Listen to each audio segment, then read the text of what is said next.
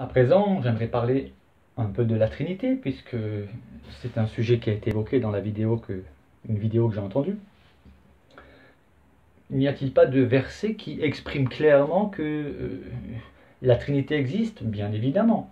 Et il y en a un qui est très très très très clair. C'est celui que vous avez sous les yeux, Matthieu 28, versets 19 et 20. Jésus qui dit « Allez », il s'adresse à ses disciples, « faites de toutes les nations », hein, pas seulement le peuple d'Israël, je précise, faites de toutes les nations des disciples, les baptisant au nom du Père, du Fils et du Saint-Esprit, et enseignez-leur à observer tout ce que je vous ai prescrit, et voici, je suis avec vous tous les jours jusqu'à la fin du monde. Comment un simple prophète, un simple homme, peut-il être avec tous les croyants jusqu'à la fin du monde? Ça, c'est une première chose. Deuxième chose, je dirais même qu'en fait celle-là c'était la seconde, parce que la première, la plus importante, qui doit nous sauter aux yeux, c'est que Jésus a dit « Allez, faites de toutes les nations des disciples, les baptisant au nom ». Alors remarquez bien, au nom c'est au singulier, d'accord? C'est pas au nom pluriel, d'accord? Il n'y a pas un X après le O, là, il n'y a pas de X ici, et il n'y a pas de S à nom, c'est un nom singulier, au nom du Père, du Fils et du Saint-Esprit. Plus clair que ça, il n'y a pas. Simplement, voilà, accepter cela. Forcément, je ne m'attends pas à ce que ceux qui regardent la vidéo et qui sont contre la Trinité se disent « Ah oui, ça y est, je suis convaincu ». Mais non, vous ne pourrez pas être convaincu parce que vous présupposez que la Trinité n'existe pas. Donc même devant l'évidence, vous la rejetterez. Cependant, l'argument biblique est là. Le verset biblique est clair, net et limpide. « Faites de toutes les nations des disciples, les baptisant au nom du Père, du Fils et du Saint-Esprit ». Si ça, c'est pas clair. Alors, y a-t-il, dans l'Ancien Testament par exemple, un autre verset qui laisse sous-entendre que Dieu est pluriel? Il suffit tout simplement d'aller dans Genèse, chapitre 1, verset 26, où Dieu dit « Faisons l'homme à notre image, selon notre ressemblance, et qu'il domine sur les poissons de la mer, sur les oiseaux du ciel, sur le bétail, sur toute la terre et sur tous les reptiles qui rampent sur la terre. » Mais il est bien dit que faisons l'homme à notre image. Premier point. Alors bien sûr, pour ceux qui nient la Trinité, et depuis longtemps déjà, les arguments qui sont venus, c'est que certains diraient que c'est un pluriel de majesté. Alors si c'est un pluriel de majesté, quand on parle de Dieu, Dieu devrait toujours utiliser le nous alors, puisqu'il n'est pas majestueux uniquement dans un seul verset et pas dans les autres.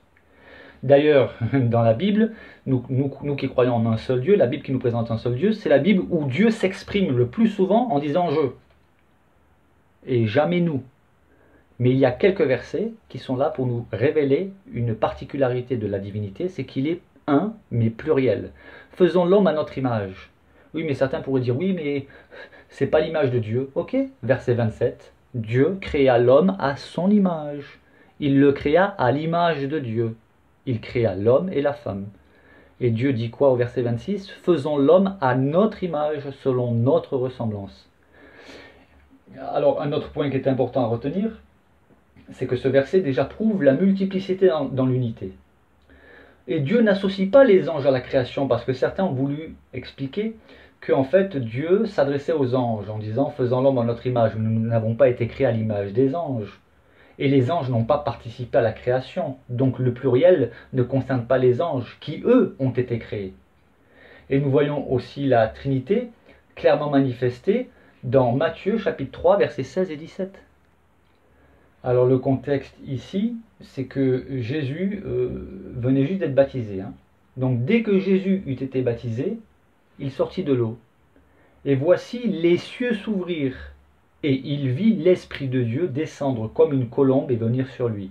Et voici une voix fit entendre des cieux ces paroles, « Celui-ci est mon Fils bien-aimé en qui j'ai toute mon affection. » Ici nous avons clairement la Trinité, pour ceux qui veulent voir. Nous avons Jésus, le Fils, nous avons l'Esprit de Dieu qui descend sur le Fils, et nous avons le Père qui s'exprime en disant « Celui-ci est mon Fils bien-aimé ». Et enfin, Paul lui-même utilise une formule trinitaire de bénédiction dans 2 Corinthiens 13, 13. Je lis « Que la grâce du Seigneur Jésus-Christ, l'amour de Dieu et la communion du Saint-Esprit soient avec vous. » C'est clair, limpide, pour ceux qui veulent voir. Donc pour conclure, je vous encourage à visionner mon étude personnelle sur la Trinité où j'ai commencé avec la personne du Saint-Esprit, car pour démontrer dans toutes les Écritures que la Trinité existe et est bien un concept biblique, j'ai entamé une étude personnelle que je mettrai en lien en incrustation dans cette vidéo diffusée sur YouTube. Que le Seigneur vous bénisse et je passe à la prochaine vidéo.